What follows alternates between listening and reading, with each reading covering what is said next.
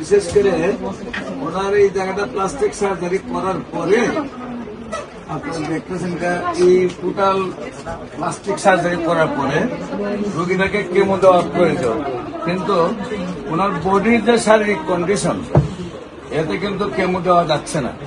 বিশেষ করে আমি ডাক্তার সাহেবদেরকে বলবো, যারা ক্যান্সারের চিকিৎসা করেন, যারা সারা ওয়ার্ল্ডের ডাক্তারদেরকে আমি বলবো, যারা এইভাবে চিকিৎসাগুলো করেন, করার পরে আপনারা কেমো দিতে পারেন না, তখন কিন্তু রোগীর অবস্থাটা আবার খুব খারাপ অবস্থায় চলে যায়। সেখানে আপনারা আমার সম্পর্কে জানলো, ক্যান্সার গবেষক doctor S M Sarwar YouTube, Facebook, Google থেকে সার্চ করলে আপনারা দেখবেন যে অন্তত 5,500-এর ঊর্ধ্বে রোগী আমার সাক্ষাৎকার আছে যারা সুস্থ। এই রোগীটাকে প্লাস্টিক সার্জারি করার পরে যদি আমার হাতে দেওয়া হতো তাহলে এতদিনে উনি সম্পূর্ণরূপে সুস্থ থাকতেন।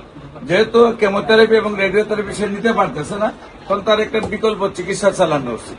হয়তো চিকিৎসাটা আপনারা চালাবেন অথবা অন্য একটা ডিপার্টমেন্টে দেবেন। বিশেষ করে আমাদের যে হোমিও ওষুধগুলা সম্পূর্ণ ভাবে যে কোনো বডি লোড নিতে পারে, এই হিসাবে ওনাকে আমরা আমাদের মতো একদম ফ্রিলি আমরা চিকিৎসা করতে পারতাম এবং উনি এত কষ্টটা হইতো না।